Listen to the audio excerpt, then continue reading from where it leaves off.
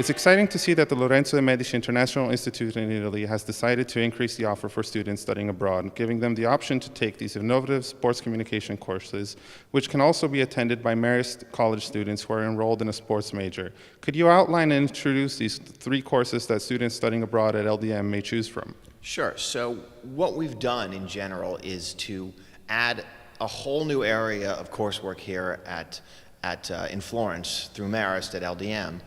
And this allows students to come here and take a very concentrated track of courses that introduce them not only to different aspects of sports communication, but really to place it in a global context, because we firmly believe that sport and sports media and the communication industries around it no longer operate in silos of their own country. So this gives students a much more well-rounded experience and allows them to experience sport and sports communication from a more global and intercultural context. Now, the courses that we're offering for this, one of them is a course that already exists here, which is Sport Culture and Communication. And that course really introduces people to the idea of understanding the intersection of sport, society, and culture. And it's one of the first chances that students have to remove themselves from just being a fan and to start to understand sport as a social and cultural artifact.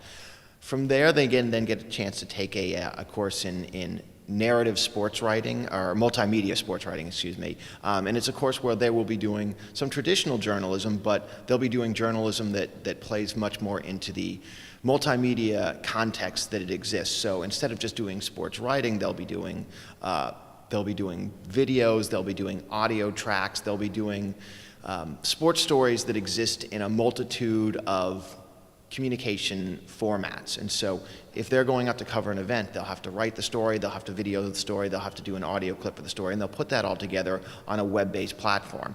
And what's interesting about doing that course here is for a lot of students, particularly students that come from the United States, they'll be doing sports that they really are unfamiliar with. So even the entire process of covering the sport will give it a much more global and intercultural nature.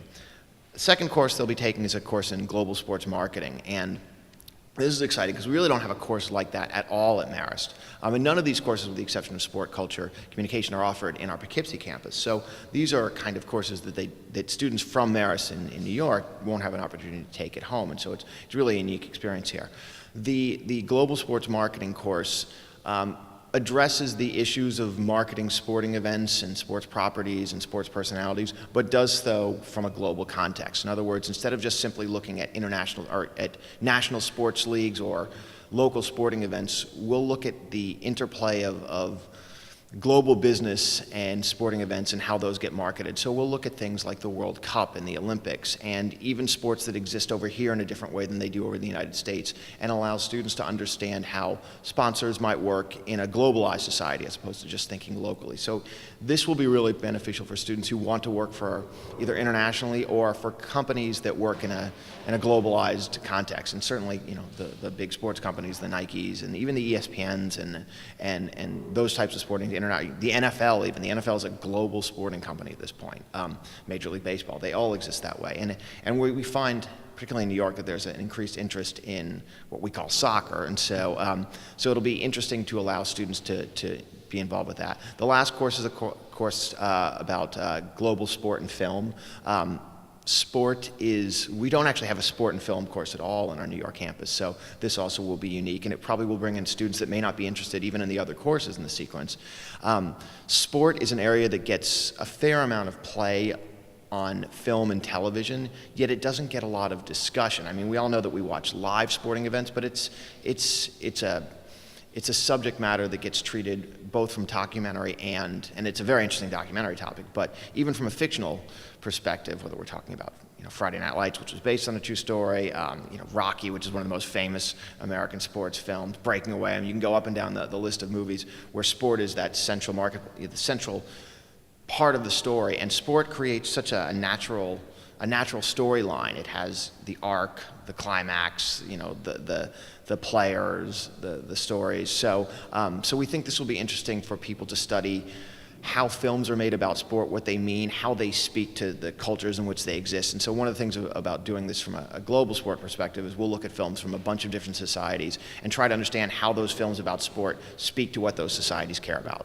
First of all, we have a wonderful campus here and a great partnership with LdM, so that's one of the obvious ones. We do have a lot of students, and a lot of students from around the world come here. I think Florence is interesting because the sports and the things that happen here are very different than what happened in the United States. And so for starters, that becomes, kind of the interesting part of it. Sport is a very important part of Florence life. Their soccer team is the essence. They had the cycling championships here. So this is a city that values sport.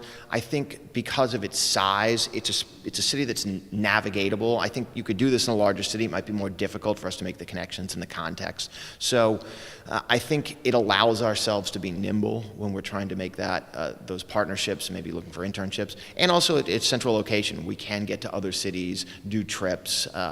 We can go visit other sites that have interesting sports communication places that we would want to go to. So I think its central location is interesting. But sport is very much at the core of what Florence is and what it cares about. Obviously, we want them to better understand sport and global society, but the reality is this is a portfolio-based program. So we want students here to leave with a portfolio of work that they can bring home with them and say, this is what it's going to help me get my job. We want them to come home with video clips, with stories that they've written, with maybe a marketing plan, all those things that really in the end is going to be a part of their professional portfolio.